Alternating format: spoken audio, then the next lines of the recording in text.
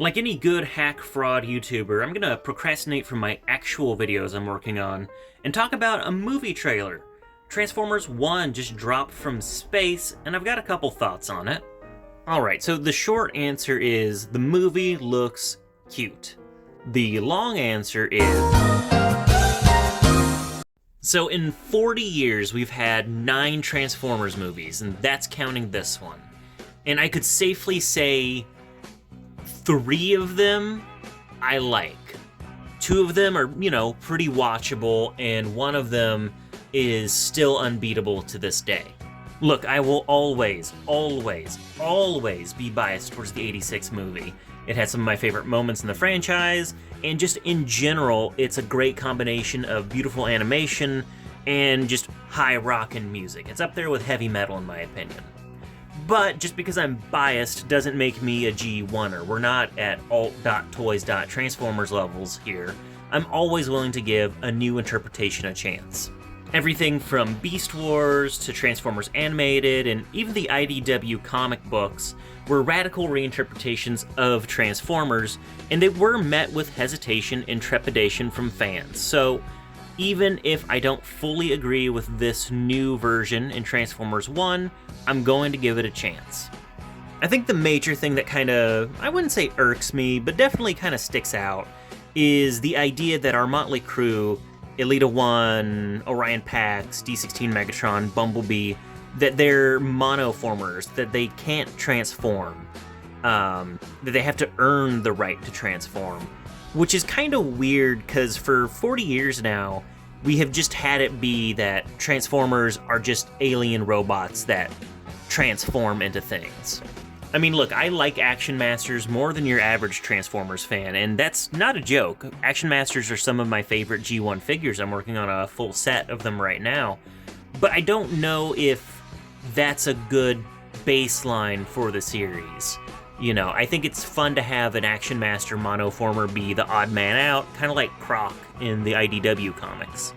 Look, in a way, I kind of admit that's a nerdy, deep lore nitpick, because I guarantee the people writing the movie and the people producing the movie were not thinking about Action Masters and monoformers and Croc and that nonsense. They were probably thinking that it's a hero's journey and they have to earn the right to transform and whatever. If it works in the context of the movie and makes for a compelling narrative, I'm willing to ignore it. Of course, the other thing that can make or break this movie is the dynamic between Optimus Prime, Orion Pax, and Megatron D16. And just as a quick aside, it is absolutely insane how deep and how penetrative Transformers lore truly is in the media that it inhabits. D16 is the number that is on the Takara Japanese release for G1 Megatron, D standing for Destron and 16 being the fact that he is the 16th Destron released.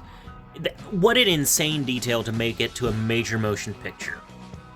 We've never really had a piece of media dedicated to the Optimus Prime Megatron dynamic, their origin story, their youth together, and how they came to be. That's a lot more of a newer concept. Back in G1, both the Marvel Comics and the original cartoon, they were just like the rival leaders of each team. I think it was the 2007 movie that even implied that they had a deeper relationship. It was in the aligned continuity that they took that idea and really expanded it to have Optimus Prime and Megatron be friends and contemporaries in their youth. Optimus Prime, Orion Pax, was a data clerk, and I believe Megatron was still a gladiator, and they both had different ideas on how to fix Cybertron's social injustices and improve life on the planet. I mean, it's very indicative of the maturation of Transformers as a story, not to have it just good guy, bad guy, but to have more depth. You can tell that they definitely co-opted a lot of ideas from the Magneto-Charles Xavier relationship, which is a good one to take ideas from. Again, it depends on how the movie portrays this and how it functions in the story, but personally speaking, I don't think Optimus Prime and Megatron needed to have been friends for their dynamic to work better. It's interesting background, it's interesting flavor, but it doesn't necessarily need to be there, at least in my opinion. I guess I should probably say some positives about the movie, at least based on the trailer. It looks like it's going to be like a cute, fun adventure romp, very swashbuckly, with a buddy-buddy dynamic between Megatron and Prime, and it's probably going to be just like a low-stakes, fun hero's journey, and there's nothing wrong with that. As pointed out by a lot of Transformers fans, this blue dude in the beginning looks a whole hell of a lot like a G2 figure that was never made, kind of like, you know, Dreadwind and Smokescreen. Saltman Z might have a cameo in this movie, which is... I mean, if you're putting Saltman Z in this movie, I don't know how you snuck that one in. Pour one out for Saltman Z if he really is in this movie. Arachnid's also there, and she's a very notable Decepticon for modern fans. I like her a lot personally, and I could see her being a tertiary or secondary antagonist in this movie. The surface of Cybertron is apparently covered in vegetation and biomes, which is actually very interesting to see since this isn't an idea we've had since Beast Machines back in the late 90s. There's also this viney, tentacly dude who some people say is a Quintesson. To me, anyway, he looks like Liege Maximo from the G2 comic, just less 90s extreme. So will I go see this movie? Yeah, probably. I mean, I even watched Rise of the Beasts, and the best part of that movie was when I went to go get dinner afterward. I'm a Transformers fan. I'll give it a shot. My only real trepidation in the grand scheme of things is I do think this will have very little impact.